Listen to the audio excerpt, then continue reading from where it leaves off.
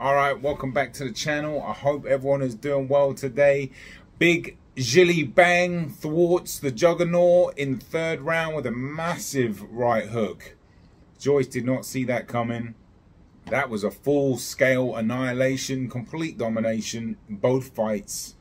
Let's talk about the fight. I got this one totally wrong. I thought this was go to the points.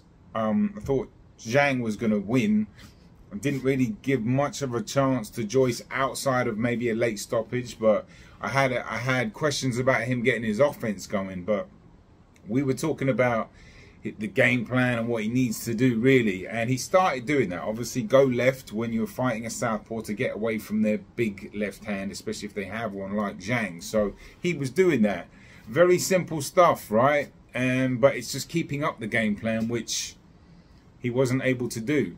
And actually, Timothy Bradley, I watched the ESPN take this morning, and Timothy Bradley said in the middle of the second round, right before he got hit, or maybe at the end of the first, he's like, you know, will he go back to who he is, or will he go, you know, scrap the game plan once he starts getting hit?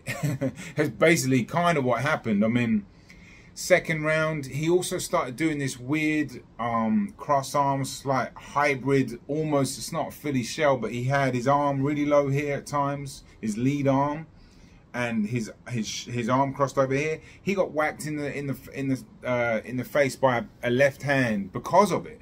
Like here, he got hit on that side about middle way through the second round. And I was thinking to myself, don't start deploying new guards and new ways to fight in especially now when you've got a lot to do and lots of work on fighting a southpaw.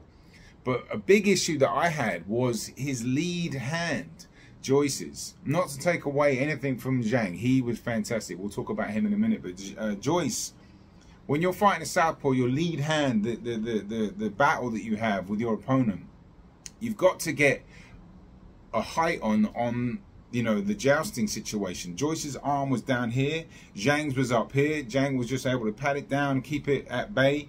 You know, they weren't really landing either of them too much. Maybe a couple here and there, but like Zhang was just controlling him because he was going left and he was just able to pat his jab down and, you know, keep him at bay. Because Joyce, when he can't overpower you, as we've seen with Zhang, and he can't get his offense going, I mean, he's basically a sitting duck. And then, you know, I thought he was going to be able to keep that kind of a game plan up for far longer. Just go left, you know, just take the sting out of the fight. Have Zhang's energy bar drop and maybe, like, you know, get some work done a little bit later. And there would be a bit of a sloppy, you know, not slugfest, but just a sloppy war of attrition, essentially, where both their power has been a bit diminished and then they'll make it to the final bell. But I was completely wrong. And you know what I mean? Big Zhang, wow, what a performance. 2 performances from him. And look, he was again very comfortable. He was just doing slightly stepping back, using, like I said, like his lead hand to control Joyce with the jousting situation, taking a few steps back here and there. And then when he saw a couple of opportunities, he landed that left hand. Joyce. So boxing is the art of, you know, hit and don't get hit. He's reversed the art to not hit your opponent and get walloped at the same time. I mean, he's really turned the art and the science of boxing on its head. I mean, I hope he's okay. He took a monstrous shot. He didn't see it coming. Now, all right, I had to start that again. I just went on a massive tangent on comparing power to horror movies, which didn't make any sense. So I'm going to cut that bit out and keep on with the video. But look, Zhieli Zhang, it's a shame, you know, I was watching Froch on Fighting and Carl Froch's take on it earlier, and he made a great point about it's a shame that Zhang isn't like 5 or 6 years younger, so we could get, you know, him in some really good fights when he's, you know, obviously a bit younger and fresher, and because he's, what, is he 40 now, something like that? So it's a shame, but look, he's going to have some interesting fights, hopefully. We'll see who wants to fight him, because Tyson Fury just might as well rule him out, to be honest. At this point, he's not going to fight. I honestly don't think he's going to fight anybody of any note ever again. You know, I could be wrong. I hope I am wrong, because he's made it quite clear. He's He's just participating in the system of boxing. He's earning his money, and he doesn't care.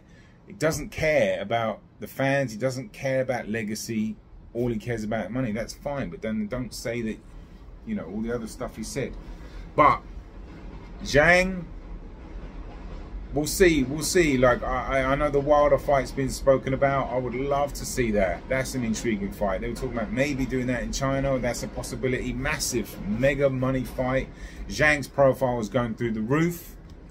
What happens to Joe Joyce? Look, I will never say to a fighter or try and be, you know, a catalyst for them retiring, unless, you know, they're really damaged and you can see that they're neurologically slower, or they're just like, it's really unsafe. And then I'll be like, look, yeah, maybe, because it's how they earn the living.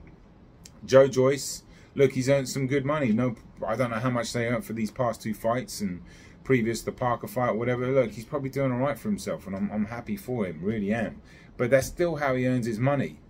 And, you know, you pass, if he just suddenly does retire, because the people have called for him to retire, and I'm like, I don't like hearing that, because it's like, leave it up to him. If he shows signs of massive deterioration in his next fight, we can talk about that. Do you know what I mean? He got hit with an absolute belter, two fights in a row, so he might be, you know, a bit damaged at this point. But only he will know, and only we will be able to find out when he does fight again, if he does. But he should take a long break, get a nice little holiday, and don't think about boxing for a minute. Just, you know, just enjoy your money and just relax. Do you know what I mean?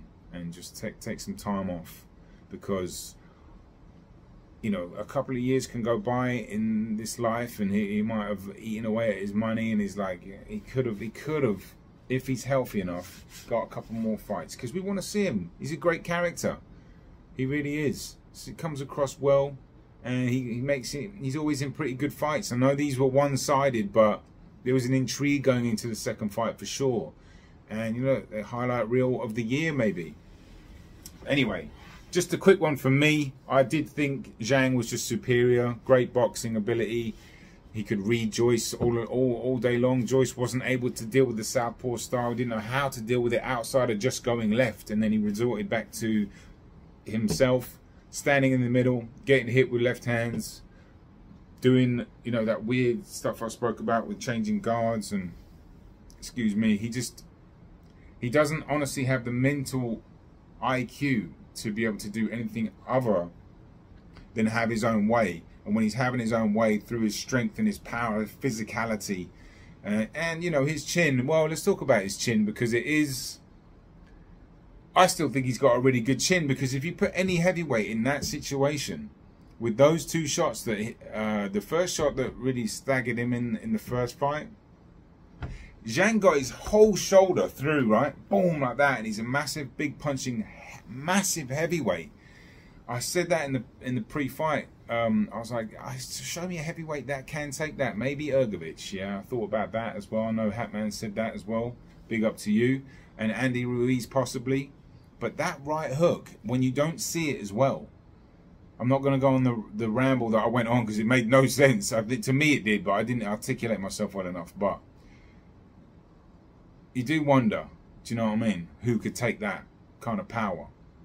Anyway, that's it from me. I have got a really good video coming out later today, and I never say that, but I really like this one. It's taken me a long time. It's only a few minutes long, but it's going into the power of the monster Naoya Inoue, talking about, it's a musical narrated piece, and that should be out later today. I'm going to be working on it all day today. So anyway, look, let me know your thoughts. Hit the comments, hit the like button, hit the subscribe if you're new. Peace and love. I'm out of here. Have a great weekend.